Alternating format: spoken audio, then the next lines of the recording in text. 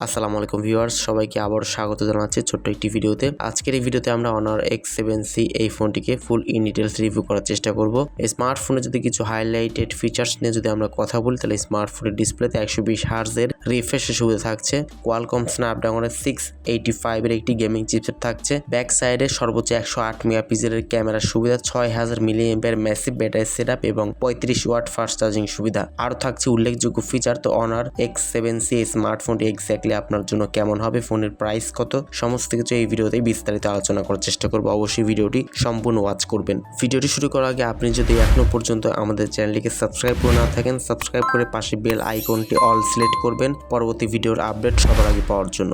চলুন তাহলে শুরু করে দিই আমাদের আজকের video.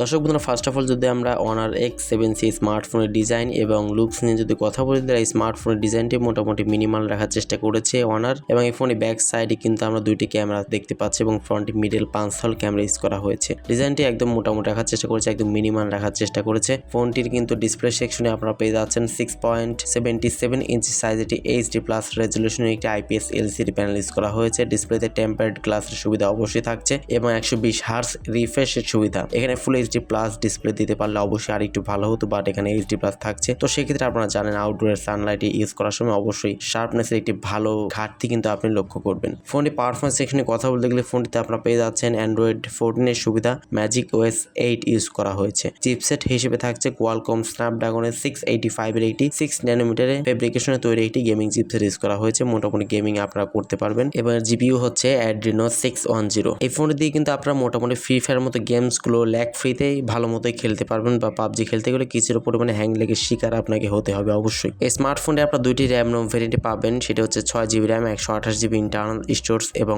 8GB RAM 256GB internal storage. ফোনের ব্যাক সাইড থাকছে দুইটি ক্যামেরা। মেইন ক্যামেরা হচ্ছে 108 মেগাপিক্সেল এবং সেকেন্ড ক্যামেরাটি হচ্ছে 2 মেগাপিক্সেল একটি ডেপথ সেন্সর ইউজ করা হয়েছে, এবং ফ্রন্টে থাকছে 8 মেগাপিক্সেল একটি ক্যামেরা। ফোনের সামনে পেছনে উভয় ক্যামেরা দিয়ে সর্বোচ্চ আপনারা 1080p-তে 30fps ভিডিও রেকর্ডিং করতে পারবেন। এখানে 4K সুবিধা দিলে অবশ্যই আরেকটু ভালো হতো। যাই হোক, ফোনটিতে আপনারা পেয়ে যাচ্ছেন আনুষঙ্গিক যে সমস্ত বিষয়গুলো, যেমন লাউড স্পিকার, 3.5mm হেডফোন জ্যাকের পাশাপাশি USB Type-C পোর্টের সুবিধা আপনারা পাচ্ছেন, এবং এই ফোনটিতে সাইড মাউন্টেড ফিঙ্গারপ্রিন্ট সেন্সরের সুবিধা পাচ্ছেন। তো অ্যাটলাস ফোনটি ব্যাটারি নিয়ে বলতে গেলে ফোনটিতে পাচ্ছেন 6000 mAh একটি ম্যাসিভ ব্যাটারি সেটআপ, যেটির মাধ্যমে নর্মাল ইউজে অবশ্যই 2 দিন মতো ব্যাকআপ পাবেন এবং হেভি ইউজেসে 1 দিন মতো খুব ভালো মতোই চার্জ ব্যাকআপ পাবেন, এবং 35 ওয়াট ফাস্ট চার্জারটি দিয়ে খুবই দ্রুত সময়ের মধ্যে ফোনটিকে আপনারা রিচার্জ করে নিতে পারবেন। দর্শক বন্ধুরা, Honor X7c স্মার্টফোনটি বাংলাদেশে কিন্তু একটি আপকামিং স্মার্টফোন খুব শীঘ্রই বাংলাদেশে লঞ্চ হবে, এবং এই ফোনটির প্রাইসটি হতে পারে সম্ভবত 20,000 টাকার আশেপাশেই, এটি ওয়েবসাইট থেকে জানা গেছে। তবে এক্সাক্ট প্রাইসটা কিন্তু এখনো উল্লেখ করা হয়নি। তবে 20,000 টাকার 18-19,000 টাকার প্রাইস সেগমেন্টের আশেপাশে হবে। তো এই প্রাইস সেগমেন্টে আপনার কাছে ফোনটি কেমন লাগলো অবশ্যই কমেন্ট সেকশনে জানাবেন। তবে 20,000 টাকার আশেপাশে যদি লঞ্চ হয়, তাহলে কিন্তু প্রাইসটি কিন্তু অবশ্যই ওভার প্রাইস, কারণ এখানে এইচডি প্লাস ডিসপ্লে থাকছে,